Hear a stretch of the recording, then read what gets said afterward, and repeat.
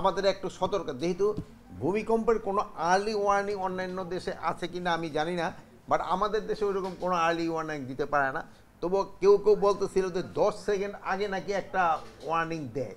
তো ওই অনেক দেশে নাকি ওইরকম একটা অ্যাপ আছে যেটা 10 সেকেন্ড আগেই হয়। তা আমরা ওইটা চিন্তা ভাবনা করছি আমরা ওইরকম একটা অ্যাপ খুলতে পারি কিনা যে 10 সেকেন্ড আগে দেয়। কিন্তু আমরা আগে শুনতাম যে পশু পাখি এরা নাকি ইন্ডিকেশন পেয়ে যায়, বাট আমাদের এটা নাই। তবে আবার অনেকে বলে যে একটা ভূমিকম্প হয়ে যাওয়ার পরে 1-1.5 ঘন্টার ভিতরে আরেকটা হওয়ার সম্ভাবনা থাকে, বাট এইগুলি তো আমি তো এক্সপার্ট না এই লাইনে, এটা আমরা শেষ করতে দেন, হওয়ার সম্ভাবনা থাকে।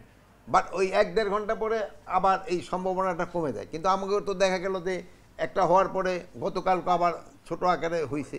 তো এইগুলি তো আমরা এক্সপার্ট না, এগুলি আমরা নেক্সটবারে ওই হয়তো আবহাওয়া যারা আছে এই ব্যাপারে এক্সপার্ট তাদের সাথে কথা বলবো। আরেকটা জিনিস হলো, আমাদের সবাই যেসব বাড়ি ঘর তৈরি করি এগুলির সময় আমাদের একটু দেখতে হবে ওই যে বিল্ডিং কোডটা যেন মেনে চলা হয়। যদি বিল্ডিং কোড না মেনে চললে কিন্তু এই ভবিষ্যতে আরও অবস্থা খারাপ হওয়ার সম্ভাবনা।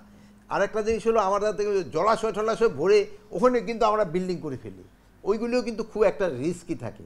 প্লাস আমাদের দেখবেন অনেক সময় একটা জায়গা রাখা হয়েছে যেখানে এই যে আমি বললাম যে 1টা থেকে 1.5 ঘন্টা পরে আবার হইতে পারে বা এরকম একটা সম্ভাবনা থাকে বা দায়ী থাকে, কিন্তু ওই লোকজন গিয়ে কোথায় দাঁড়াবে, ওরকম আমাদের দাঁড়ানোর মাঠও নাই অনেক জায়গায়। এই সবগুলির দিকে আমাদের ভবিষ্যতে যেসব এই যে ইসের জন্য রাজুক সাজেরা যেসব প্ল্যান পাস করবে সেসব এইগুলির দিকে খেয়াল রাখতে হবে।